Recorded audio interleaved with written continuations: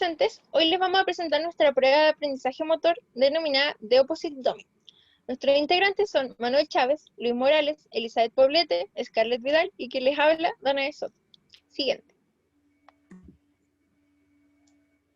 Bueno, para esta prueba realizamos un trayecto irregular que se arma mediante cinta adhesiva puesta en un suelo uniforme. A pesar de ser un trayecto irregular, es homogéneo para todos los participantes, ya que tenemos unas medidas previamente estipulamos y que, tal como se ve en la imagen, son de 60 por 30, 6 veces. El objetivo de esta actividad es que el sujeto lleve la pelota por el trayecto sin salirse de los límites estipulados. Si la persona se sale de los límites, debe volver a reiniciar el proceso. Todo esto en 2 minutos. Nosotros como variable vamos a contar la cantidad de buenas, pero por cada mala se le va a descontar una buena para llevar solo el valor absoluto. Esto es un tipo de práctica masiva, ya que son solo 2 minutos de ensayo y no hay pausas. Y es igual para ambos grupos. Siguiente. Bueno, la actividad se realiza durante 5 días consecutivos. Los días de ensayo, del 9 al 13 de septiembre, y el día 6, que es el día 14, se realiza la prueba de transferencia. Siguiente. Bueno, esta es una tarea de tipo serial, ya que a pesar de que hay una actividad que se repite constantemente, un trayecto no es uniforme, por lo que pasa a ser de tipo serial, no es recto. Es de motricidad gruesa, dado que hay que empujar un balón con la pierna no hábil, y es en un ambiente cerrado, ya que requiere de una ejecución constante y se puede predecir hacia dónde va a ir el balón. Los sujetos que utilizamos son 2 grupos. Cada grupo de 5 personas, en total 10 sujetos, en un rango etario entre 19 y 50 años. El ambiente es un lugar tranquilo, que no tenga distracciones, sin mascotas, sin niños pequeños, con una buena luz, sin ruido, y todo es igual en ambos grupos. Siguiente. Bueno, tenemos 2 grupos. Al grupo 2 se le da una condición de prepráctica, que es la motivación. Le decimos al grupo 2 que aquel que realice la mayor cantidad de aciertos, le daremos una bebida o un dulce. Siguiente. Bueno, como dije anteriormente, en el día 6 realizaremos la prueba de transferencia. Esta consistirá en que, bajo las mismas condiciones que ya expliqué, lo único que cambiaremos va a ser cambiar la pelota por una más pequeña, que en este caso puede ser una de tenis o una de similar tamaño. Y veremos cuántas buenas se van a obtener ese día y vamos a ver si realmente los sujetos se adaptaron a la nueva tarea. Siguiente. Bueno, aquí tenemos la tabla de resultados del grupo 1, que somos nosotros, y donde vemos que no partimos tan bien, pero aún así logramos mejoras. Siguiente. Bueno, aquí tenemos la tabla del grupo 2, donde vemos que comienzan mejor que nosotros y realizan más aciertos. Realizan una leve mejora respecto al grupo 1. Y se deduce que esta puede ser por la condición de prepráctica que se les da de manera previa. Siguiente. Bueno, aquí vemos las curvas de aprendizaje y vemos de manera gráfica cómo comienza a existir una mejora en ambos grupos en la ejecución del acto motor. Aquí vemos al grupo 1 en naranjo y el grupo 2 en amarillo. Abajo podemos ver una pequeña tabla donde se ven los promedios de la cantidad de aciertos que realizó ambos grupos en los 6 días. Se concluye claramente que sí existió aprendizaje, ya que se comportan mucho mejor a como lo hicieron en el día 1. Lograron una mayor cantidad de aciertos. Siguiente. Bueno, el paper que nosotros elegimos, llamado The Effects of Stress of Physical Activity and Exercise, o en español, los efectos del estrés en la actividad física y el ejercicio, este paper se realizó en este paper una búsqueda sistemática en la Web of Science, PubMed y Sport Discus para encontrar datos relevantes en prácticas en humanos. Los términos de búsqueda que se utilizaron fueron palabras como estrés, ejercicio y actividad física, con el objetivo final de ver si hay una conexión entre el estrés y la actividad física. Al revisar los documentos, que se encontraron 168 en total, se vio que la mayoría indicaba que el estrés psicológico predice menor actividad física y un comportamiento un poco más sedentario, mostrando así que el estrés proyecta un efecto negativo sobre la actividad física. Además, teniendo en cuenta que con la palabra estrés vienen otras palabras tal cual como angustia, eventos de la vida, tensión laboral, tensión de rol, conflicto trabajo-familia, entre otras palabras más. Y bueno, el nexo que existe entre este paper y nuestro trabajo es que nosotros apreciamos al ver los resultados que en el grupo 1 y en el grupo 2 hubieron diferencias en los rendimientos de ambos. Y no quisimos atribuir más que un grupo tuvo más aprendizaje que el otro, y tampoco a que uno tuvo una prepráctica, sino que quizás también vimos el factor del estrés que tuvo un grupo más que el otro. Por lo cual quisimos preguntar a los grupos en qué estado se encontraban a la hora de realizar el test.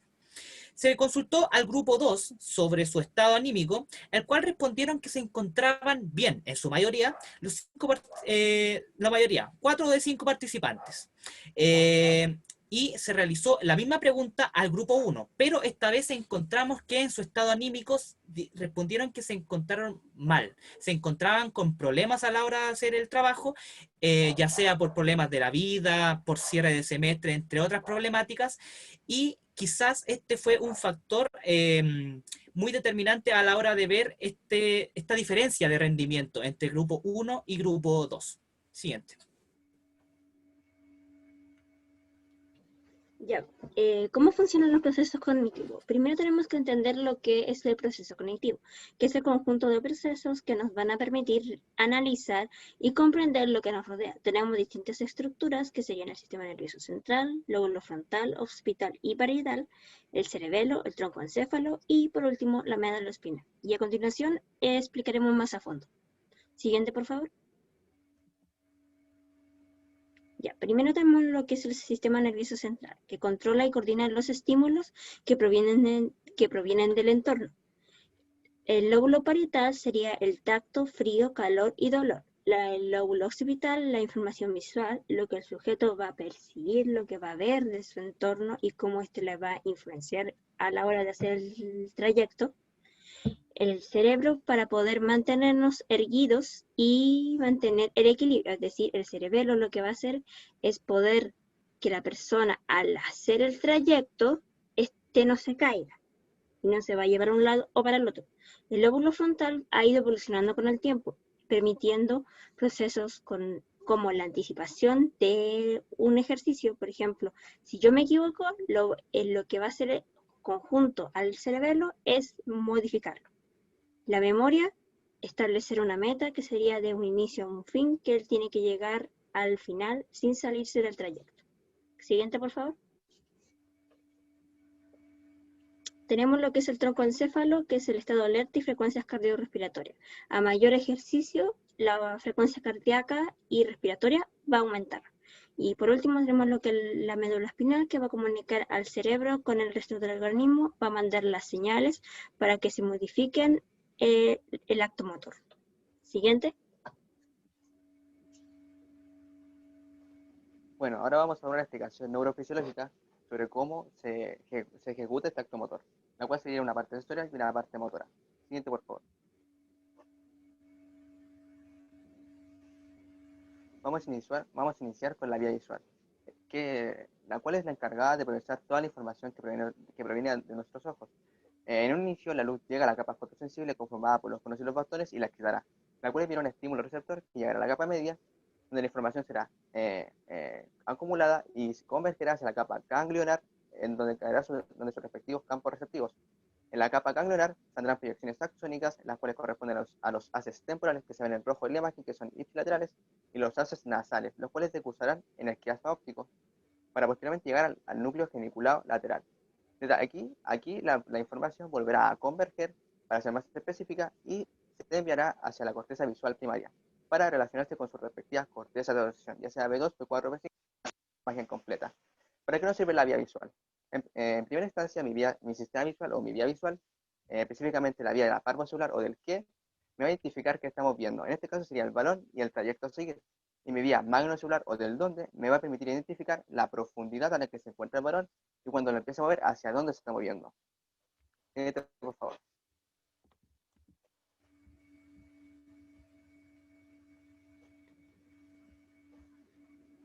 Aparte de la vía visual, también está mi vía de propiocepción, la cual puede ser consciente o inconsciente.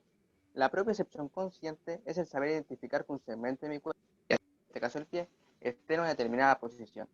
Esta vía inicia en el músculo efector, desde donde saldrá una neurona que recibe información de el uso neuromuscular, que es el estiramiento, y el órgano tendinoso de Golgi, que es tensión. Esta información entrará por el asta posterior y subirá por el cóndor posterior, hasta llegar al bulbo raquídeo, en donde podrá interactuar con el núcleo gracilis o cuneiforme. En este caso me interesa el núcleo gracilis, porque estamos recibiendo información de la extremidad inferior.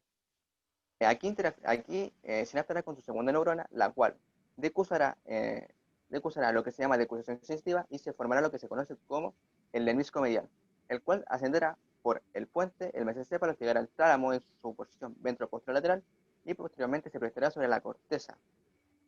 Ahora, la vía inconsciente puede ser directa o cruzada. Ahora vamos a hablar sobre la directa. Al igual que la anterior, parte en el músculo y recibe información de lo que es el uso neuromuscular y el órgano tendinoso de Golgi. La primera neurona sinaptará en el ganglio de la raíz dorsal. Entrará por el asta posterior y sinaptará en ese lugar con el núcleo de la columna de Kraft. Posteriormente de aquí saldrá lo que se conoce como el haz espinocerebeloso y ascenderá por el condón lateral hasta llegar al bulbo raquídeo y entrará por el pedúnculo cerebelar inferior hacia el cerebelo y sinaptará con lo que es la corteza paleocerebelosa y de ahí se prolongará hacia el núcleo interpósito. Desde el núcleo interpósito serán proyecciones hacia el tálamo y hacia el núcleo rojo y se proyectará sobre el núcleo rojo para relacionarse con lo que es la vía rubroespinal y desde el tálamo se proyectará sobre la corteza. La vía cruzada es similar a la vía directa. La diferencia es que cuando llega al asta posterior lo que hace es cruzar hacia el otro lado y ascender por el cordón lateral del lado contrario que la que acabo de explicar. Y cuando entra el cerebelo, entrará por el pedúnculo cerebral superior. Esta vía, la vía de la propiocepción consciente, me sirve para poder saber, cuando vaya a realizar el acto motor, en qué posición debe estar mi pie. Será una flexión, una abducción y en rotación externa para poder desplazar el balón. Y la propiocepción inconsciente siempre estará pensando en qué posición está mi cuerpo. En este caso, consciente, mi cuerpo debería estar en una inclinación hacia adelante, una flexión de la columna vertebral para poder visualizar mejor trayecto. Y el balón, mi pierna también debería estar en una pequeña flexión y me hacer una abducción y flexión para poder mantener el equilibrio. Toda esta información que se recibe a través de los conos y los bastones y del uso neuromuscular y el órgano tendinoso de Golgi deberá ascender a cortezas interodoras para poder generar una respuesta que será el acto motor que vamos a explicar ahora. Ejecución del acto motor. Bien, ¿cómo inicia este movimiento? Vamos a tener un movimiento voluntario, así que vamos a requerir de una intención y que esta va a ser el conducir el balón sin que se salga de la línea y llegar a un punto final. El estímulo va a ser percibido por la corteza frontal o parietal y que luego va a ser dirigido a los núcleos de la base, al tálamo o al cerebelo. A los núcleos de la base, especialmente en el núcleo putamen, que va a ayudar al control de la musculatura en extremidades, y luego se va a dirigir al córtex motor, donde se va a producir una activación y que luego va a ser conducida a través de las vías, que puede ser el paleocerebelo o las vías corticoespinales. Van a activar a las motoneuronas para que éstas hagan su acción en el músculo y así producir el movimiento final. Bien, estas vías van a partir en la corteza motora, especialmente en el área 4, y van a descender por el brazo posterior de la cápsula interna. Van a seguir descendiendo por el pedúnculo cerebral, la porción basilar del puente, y luego van a decusar en el lado de las pirámides, en donde la vía córtico-espinal lateral va a seguir descendiendo por el asta lateral anterior a la médula y va a controlar la musculatura de extremidades. Si esta va a descender hasta la región cervical, va a controlar musculatura superior, y si desciende a la zona lumbar, va a controlar musculatura inferior. y la vía córtico-espinal ventral, que nos va a ayudar, en este caso, a controlar el tronco en el trayecto que se va a realizar. El cerebelo.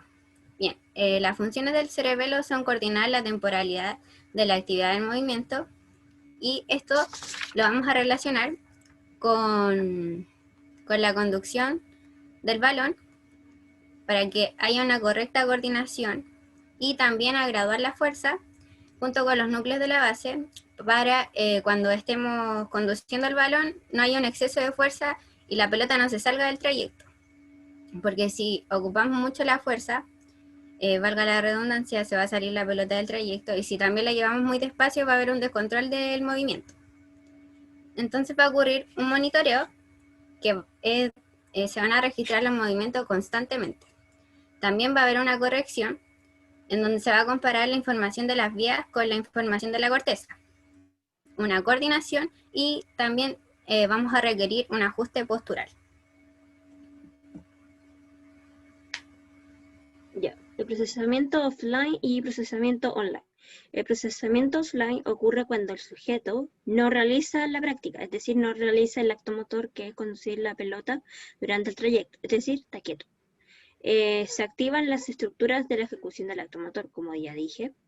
Y el procesamiento online es cuando el sujeto realiza la práctica, el cerebro va a encargarse de censar si se equivoca o no, para poder, de esta forma, el error que comete, corregirlo en ese mismo instante y actualizar el movimiento para hacerlo mejor manera, para que haya una mejoría. Para que suceda una mejora offline, ¿qué debe ocurrir? El ejercicio debe dejar de realizarse y deben pasar de 4 a 6 horas para que este se almacene en la memoria. Siguiente, por favor. Y aquí tenemos lo que es la bibliografía, de donde sacamos la información. Cada información está definida por APA, y el último es el link de YouTube donde sacamos más información. Y eso sería todo. Muchas gracias por la atención, profesores.